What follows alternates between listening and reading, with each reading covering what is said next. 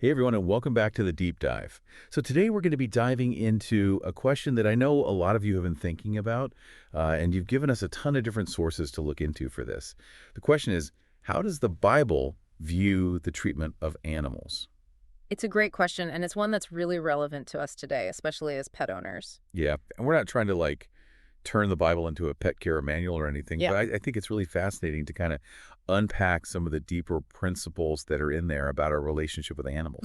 Yeah, absolutely. And, it's interesting to think about how these ancient texts can still speak to us today about these ethical questions that we're grappling with. hmm So to kick things off, let's talk about this whole idea of dominion.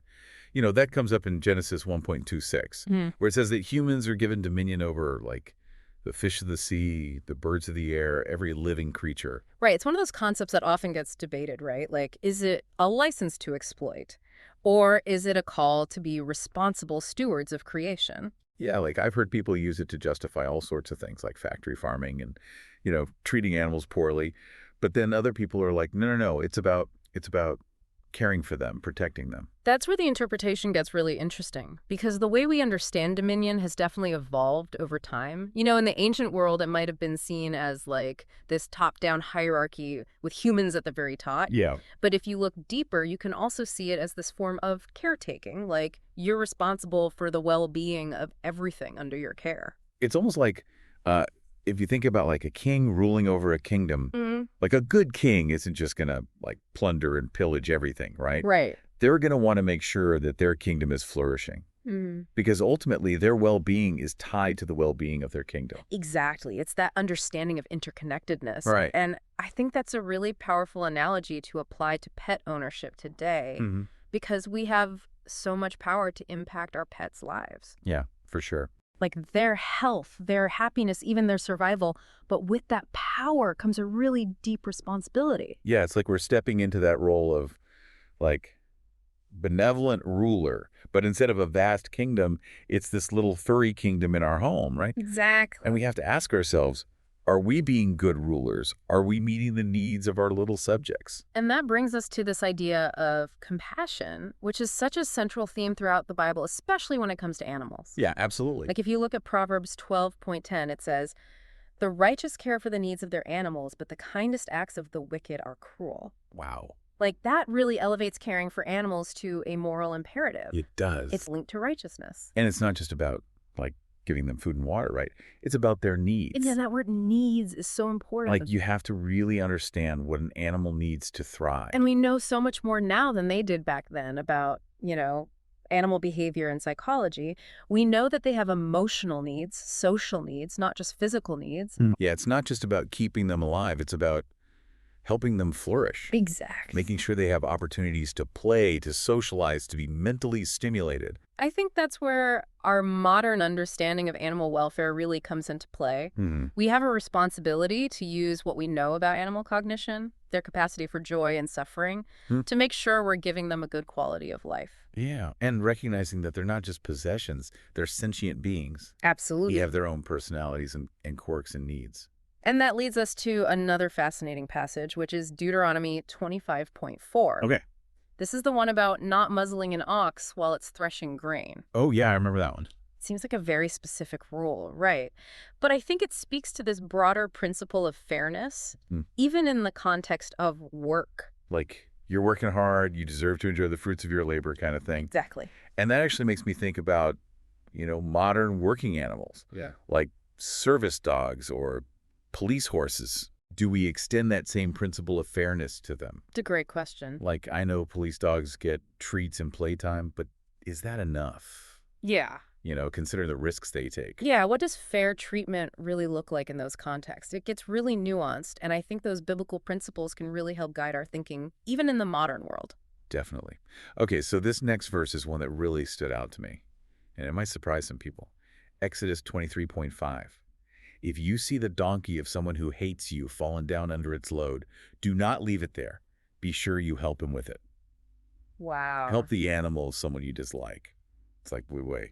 It does seem counterintuitive, especially in that cultural context. Yeah. Helping your enemy was basically unheard of. Yeah, it's like put your personal feelings aside. This creature is suffering. You got to help.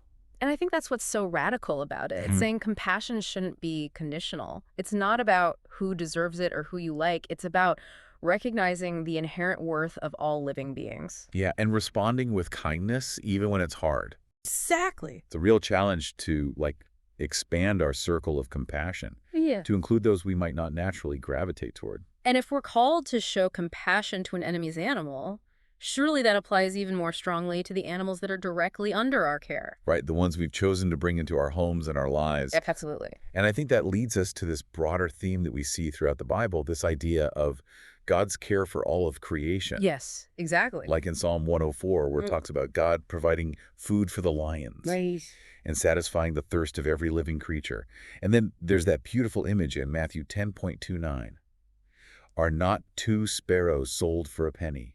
Yet not one of them will fall to the ground outside your Father's care. It's such a powerful reminder that even the smallest creatures matter to God. And in Luke 12:6, we see a similar message.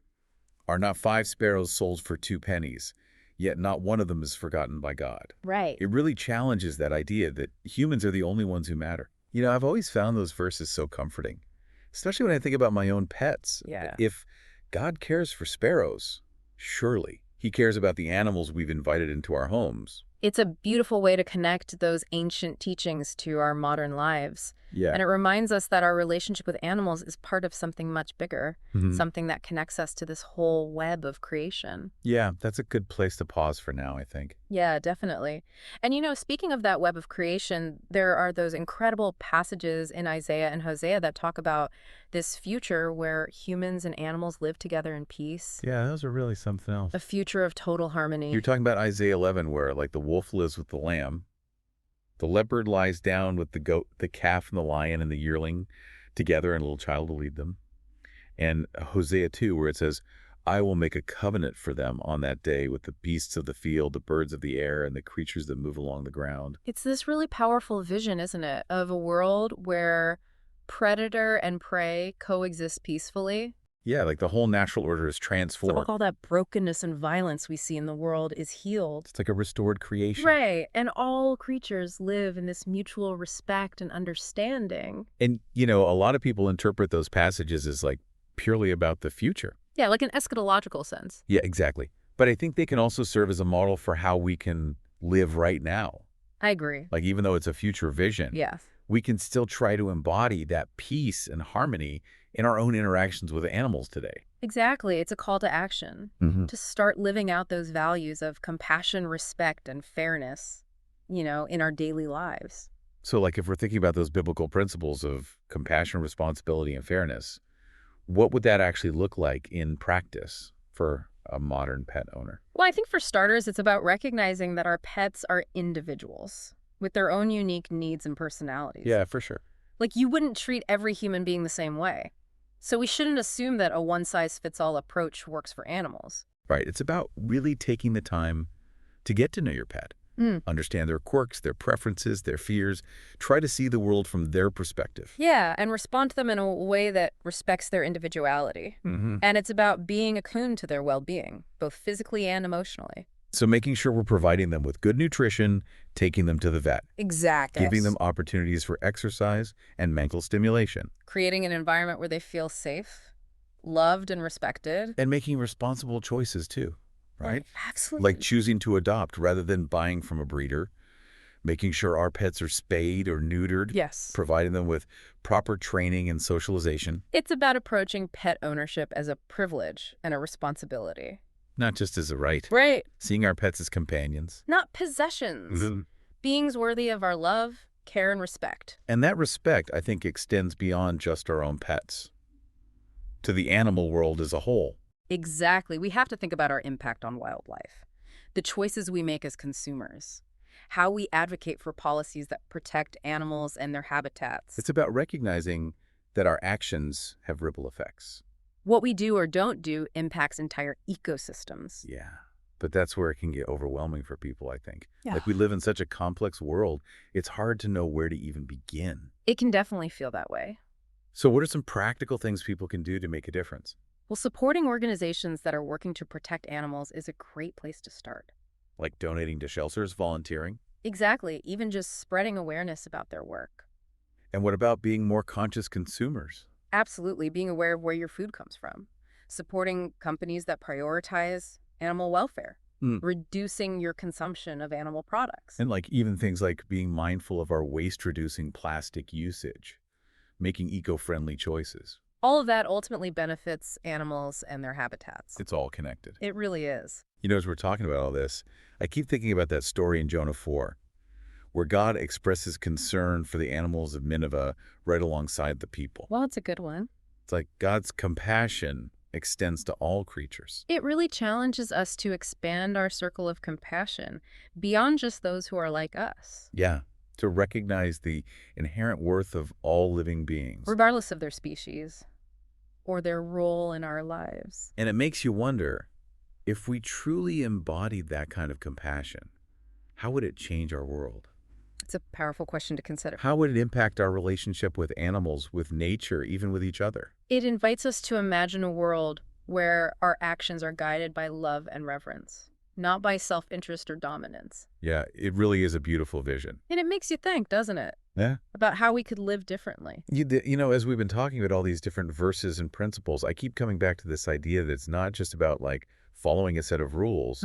It's more about cultivating a certain way of being in the world, a way of being that's rooted in compassion and responsibility and respect for all living things. Absolutely. It's about the motivation behind our actions. Mhm. Are we acting out of fear or control? Or are we acting out of love and a genuine desire for the well-being of others? And those biblical teachings can be so helpful in that way. They give us this framework for ethical engagement with the animal world, a framework that's built on these timeless values. Values that go beyond any one religion, Right, they're universal principles. that can guide us whether we're people of faith or not. So as we wrap up this deep dive, I want to leave our listeners with a challenge. We've explored all these powerful ideas from the Bible about how we should treat animals. But the real work starts when we step away from these texts into our daily lives.